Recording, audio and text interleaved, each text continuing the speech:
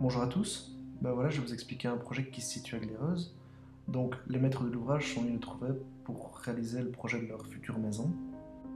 Au niveau du terrain, on avait une forte pente, comme on peut le voir sur la photo et sur la coupe. On a de la végétation en fond de parcelle.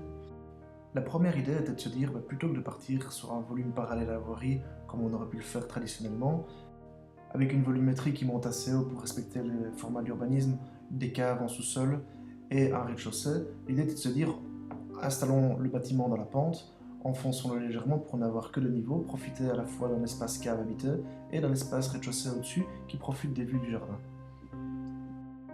Voilà, donc au niveau de l'implantation, on a une parcelle qui a une forme assez particulière. Là, on a des croûtes de niveau avec la route à l'avant.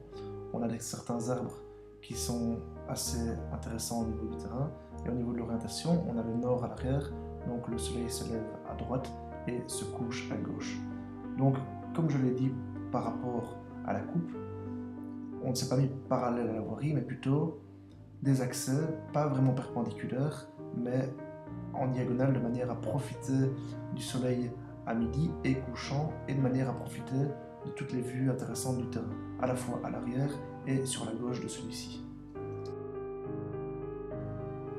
Ici, on va retrouver une terrasse sur pilotis qui a plus ou moins 3,50 m, 4 m du sol, ce qui va nous amener à avoir une vue intéressante sur l'arrière du terrain. La terrasse sera ensoleillée plus ou moins en fin de matinée jusqu'au coucher du soleil et est au même niveau que les espaces de vie. Dans le même langage que la terrasse sur pilotis, on va également retrouver une volumétrie carport qui se trouve également au niveau du rez-de-chaussée. Donc voilà pour l'implantation. Maintenant, je vous ai expliqué les plans un peu plus en profondeur. Donc au niveau du rez, on est légèrement plus bas que la voirie, et donc on a tous les espaces de vie qui se situent sur ce plateau-là. On a également la chambre des parents, et donc l'espace des parents. Ici, comme on peut le voir, on a le carport qui vient se coller à l'habitation, et qui permet d'accéder à une entrée qui se situe de l'autre côté de la maison. Comme on peut le voir sur la 3D, on a donc une entrée couverte qui vient s'extruder au niveau du volume principal. Celle-ci donne accès à un hall d'entrée qui est vitré et qui donne des vues sur la rue. On peut également voir sur cette façade un volume sortant de la façade, donc une excroissance, qui vient abriter en fait une table avec deux banquettes, ce qui crée pour les enfants un petit espace qui se décale du volume principal de manière anecdotique, ce qui est assez ludique pour les enfants. Comme je le disais tout à l'heure, sur le plateau du rez, on a également l'espace parent, où on a une salle de bain et une chambre qui est accessible depuis le hall d'entrée. On a également une buanderie, un espace plus technique, où on va retrouver l'arrière-cuisine, la buanderie, et donc là qui est accessible directement depuis le carport. Donc c'est plus les espaces de service, on vient avec la voiture, on se gare, on décharge les courses, et puis on rentre dans une cuisine qui est de l'autre côté. Donc là on voit sur la 3D, on ouvre la porte, on arrive face à la cuisine.